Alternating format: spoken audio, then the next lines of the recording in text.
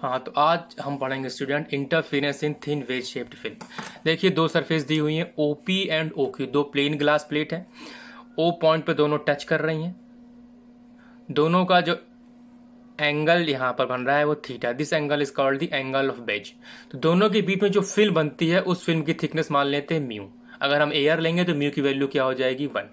तो मान के चलिए यहाँ पे फिल्म भरी हुई है या एयर भरी हुई है।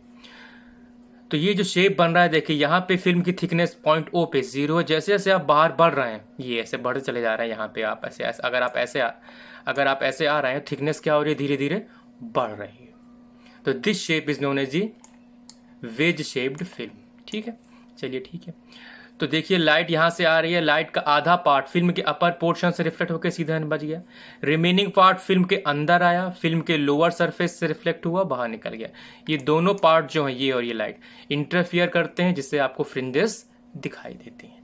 तो याद रखिए ये जो शेप बन रहा है, जहाँ पे एक साइड थिकनेस 0 है, अपोजिट साइड थिकनेस क्या हो रही है, धीरे धीरे इंक्रीज हो रही है। This shape is known as wedge shaped film. यहाँ पर जो फिल्म बन रही है इसकी हम थिकनेस निकालेंगे। कंडीशन ऑफ ब्राइट डार्क की तो हम इंटरफेरेंस इन थिन फिल्म में निकाल ही चुके हैं, कंडीशन सेम होती है। बस हमें फ्रिंज जो बन रही है उसकी विड्थ निकाली, फ्रिंज विड्थ बीटा। तो देखिए क्या लिखा है, an air film is form between surface OP and OQ। The thickness of the air film at the point of contact is 0 and increase outwards. ठीक है, फ्रिंज विद बीटा निकालने के देखिए हमने क्या किया, डायग्राम देखिए ये हमने बना लिया फिर से OP एंड OQ, थोड़ा बड़ा बना लिया ताकि डायग्राम एक्सप्लेन हो सके। थीटा है, दिस थीटा, एंगल थीटा हम लोग कहते हैं एंगल ऑफ वेज। ये फर्स्ट फ्रिंज बन रही है, ठीक है। ये आपकी nth फ्रिंज है और ये आपकी n+1 फ्रिंज है। याद रखिए nth फ्रिंज और ये n+1 फ्रिंज। n फ्रिंज की थिकनेस कितनी है T1, n+1 की थिकनेस कितनी है T2। सेंट O से डिस्टेंस n फ्रिंज का xn, यहां से डिस्टेंस xn+1। देखिए लिखा हुआ T1 thickness of the nth film, T2 thickness of the n+1 film, xn distance of nth film from point O, xn+1 distance of n+1 film from point O। याद रखिए nth film बन रही है, इसको first film या second film कह सकते हैं।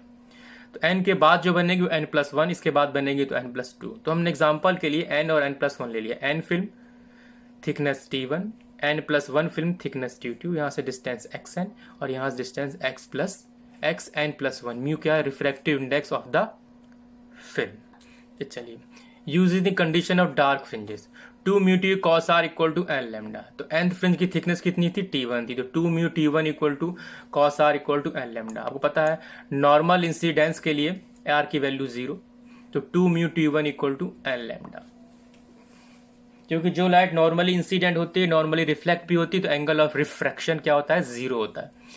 तो T1 इक्वल टू आ गया n lambda upon 2 mu. For nth fringe tan theta equal to T1 upon xn। आपने डायग्राम इस तरह देखा, चलिए यहाँ बना देते हैं ताकि एक्सप्लेन रहे। ये एंगल आपका क्या था, थीटा था। ये आपकी फ्रिंज बन रही थी, इसकी थिकनेस कितनी थी T1, ये डिस्टेंस कितना था xn। यहाँ जो फ्रिंज बन रही थी ये इसका थिकनेस थी T2, यहाँ का डिस्टेंस था xn+1। ये n+1 फ्रिंज थी और ये nth फ्रिंज थी। ठीक, तो tan थीटा इसके लिए देखिए nth फ्रिंज के लिए T1 अपान xn, ये डिस्टेंस xn था, परपेंडिकुलर अपान बेस, लंब बटे आधार। Theta is very small, theta की वैल्यू बहुत स्मॉल होती है। हमने इतना बड़ा दिखा दिया ताकि डायग्राम को एक्सप्लेन कर सके, जनरली बहुत छोटा सा होता है। तो tan theta is nearly equal to theta, theta equal to मिल गया T1 अपान xn, या T1 की वैल्यू मिल गई थीटा xn। अब T1 की इस वैल्यू को यहाँ आप रख दीजिए, ये जो आई है इसको यहाँ रख दीजिए यहाँ पे, तो आपको मिलेगा xn equal to n lambda upon 2 mu theta. निकाल लेंगे, निकल आएगा। अब nth फ्रिंज के लिए xn निकाला है, तो n+1 के लिए क्या मिलेगा, n की जगह आपको केवल n+1 रख देना है, तो ये निकला है। आपको पता है कि फ्रिंज विड्थ कैसे निकालते हैं, तो आपको पता होगा distance between 2 successive bright fringe और 2 successive dark fringe is called the fringe width. दो क्रमागत दीप्त और अदीप्त फ्रिंजों के बीच की दूरी फ्रिंज विड्थ बीटा कहलाती है। तो दोनों को माइनस कर देते हैं, beta equal to xn+1 minus xn, तो बीटा इक्वल टू आ गया लैम्डा अपान 2 म्यू थीटा। ये आपका फॉर्मूला निकल आया। तो इसको देख लीजिएगा, थीटा को हम लोग कहते हैं angle of wedge, mu is refractive index film and lambda is wavelength of light used. Numerical देख लीजिए, light of wavelength 6000 angstrom fast normally on a wedge shaped film और refractive index 1.4 forming fringes that are 2 mm apart, find the angle of wedge in second. तो beta equal to lambda upon 2 mu theta, theta निकाल लीजिए, ये आ गया। Simple value रख देनी है, lambda की वैल्यू रख दीजिए 6000 एंगस्ट्रॉम है, ठीक है। मिलीमीटर में सीधी बात है, एंगस्ट्रॉम को मीटर में चेंज करना पड़ेगा और 2 मिलीमीटर को भी मीटर में चेंज करना पड़ेगा। तो मीटर में चेंज करेंगे तो -10 आ जाएगा, 2 की जगह 2। म्यू की वैल्यू आपकी कितनी दी हुई है, ये 1.4, तो हमने लिख दिया 1.4, ठीक। मिलीमीटर को चेंज किया मीटर में तो 10⁻³ मीटर आ गया। वैल्यू रखेंगे तो इतना आ जाएगा।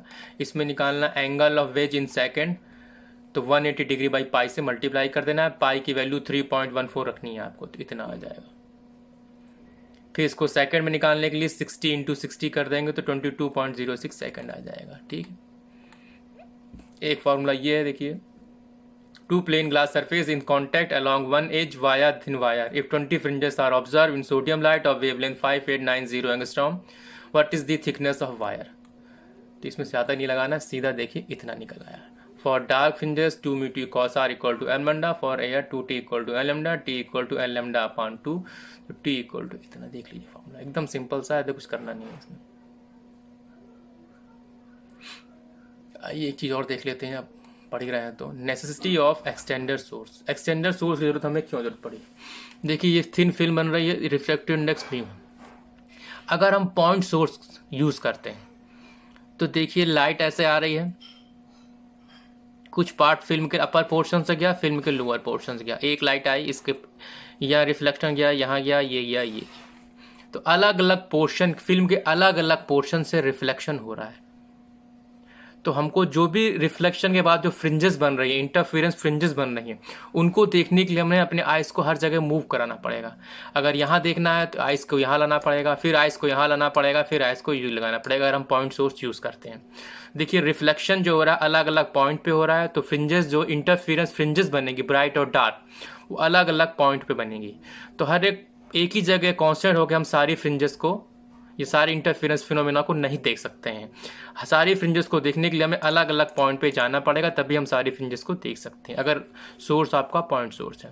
दूसरी जगह आते हैं, अगर एक्सटेंडर सोर्स यूज़ करते हैं, S1 S2 जनरली आपने देखा होगा, तो देखिए रिफ्लेक्शन हो रहा है, तो नियर अबाउट एक ही पॉइंट पे बन रही हैं। तो ये एक्सटेंडर सोर्स की खूबी है, ये एक्सटेंडर सोर्स की इंपॉर्टेंस यही है इसकी, कि अगर हम एक्सटेंडर सोर्स यूज़ करते हैं तो जो फ्रिंजेस होती हैं, इंटरफ्रिंजेस फ्रिंजेस, वो नियर अबाउट एक ही स्थान पे बनती हैं, तो हमें आइस को मूव कराने की ज़रूरत नहीं पड़ती है। देखिए लिखा भी हुआ है, for a point source light reflected from a thin film does not reach to the eye at the same time, only a small portion of the film will be visible. To see the whole film the eye will have to move from one position to other position. For a extender source light reflected by every point of the film reaches the eye at the same time, therefore entire film can be viewed by keeping the eye at the one place only। ठीक है, तो इस interference in thin wedge film के बाद हमारा जो next video होगा वो होगा न्यूटन्स रिंग एंड इस एप्लीकेशन के बारे में। Thank you.